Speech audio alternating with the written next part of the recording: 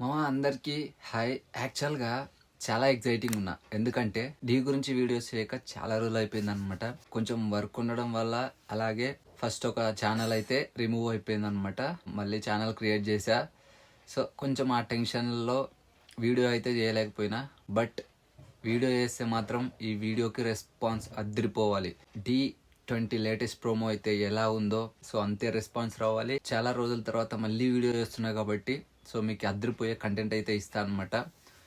అదేంటంటే యాక్చువల్గా ప్రోమో అయితే వచ్చింది కదా, అందులో నాకు ఒక మిస్టేక్ అయితే కనిపించింది. మీరు అబ్జర్వ్ చేశారో లేదో నాకు తెలీదు. సో నేను చెప్తా దాని గురించి, అది కరెక్టా కాదా కామెంట్ చేయండి. ఆ మిస్టేక్ ఏంటిదంటే, ప్రోమోలో 9 పర్ఫార్మెన్సెస్ అని చెప్తున్నారు కదా, 9 పర్ఫార్మెన్సెస్ కాదు, యాక్చువల్గా రావాల్సిందే 10 పర్ఫార్మెన్సెస్. రిషిక వచ్చింది వైల్డ్ కార్డ్ ఎంట్రీలో సునీల్ మాస్టర్కి. అయితే ఒక పర్ఫార్మెన్స్ అయినా చేయకపోయి ఉండాలి, లేదంటే ఆ కంటెస్టెంట్ ఎలిమినేట్ అయినా ఉండాలి. ఎలిమినేట్ అవ్వడానికి ఎక్కువగా ఛాన్స్ ఉన్నది రాజనందిని. రాజనందిని అయితే ఎలిమినేట్ అయ్యుండొచ్చు. మరి వీళ్ళు ప్రోమోలో మిస్టేక్ చేశారా, లేదా అలా ఏమైనా పర్ఫార్మెన్సెస్ లేక అలా చెప్పారా, పర్ఫార్మెన్స్ చేయకపోవడం వల్ల అలా చెప్పారా తెలియదు కానీ, సో నాకు తెలిసిన మిస్టేక్ ఇదనమాట. మీకు కూడా ఇది కరెక్ట్ అనిపిస్తే కామెంట్ చేయండి. నెక్స్ట్ డైరెక్ట్ సెమీస్కి ఎవరు వెళ్తారు అనే దాని మీద డిస్కస్ చేసుకుందాం, అలాగే గెస్ కూడా చేద్దాం. 5 పర్ఫార్మెన్సెస్ అయితే వచ్చాయన్నమాట ప్రోమోలో. మరి మిగిలిన 4 పర్ఫార్మెన్సెస్ ఎవరివి? రాజు, సంకేత్, పల్సర్ బైక్ ఝాన్సీ, రిషిక అనమాట. సో టాప్ 3 అయితే ఎవరు వస్తారో వాళ్ళ పర్ఫార్మెన్సెస్ పెడతారు. అందులో డౌట్ లేకుండా నాకు తెలిసి రాజు, సంకేత్, పల్సర్ బైక్ ఝాన్సీ ఉండొచ్చు, లేదంటే మణికంఠ.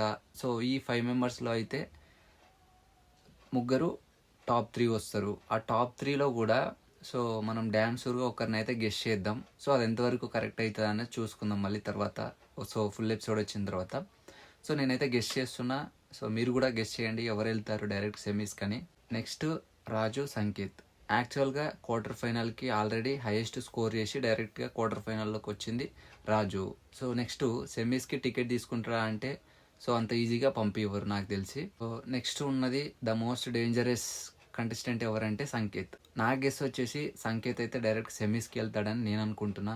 మరి మీరు ఏమనుకుంటున్నారో మీ ఒపీనియన్ కామెంట్ చేయండి. సో ఇలా రివ్యూస్ కానీ ఇలాంటి అప్డేట్స్ కానీ మీకు నచ్చినట్టయితే మన ఇన్స్టాగ్రామ్ పేజ్ని ఫాలో అవ్వండి. మన కంటెంట్ నచ్చితే మాత్రం పక్కా సబ్స్క్రైబ్ చేసుకోండి. ఇంకా క్వార్టర్ ఫైనల్స్, సెమీఫైనల్స్, ఫైనల్స్ అన్నీ చిన్న చిన్న అప్డేట్స్, రివ్యూస్ ఇస్తుంటా.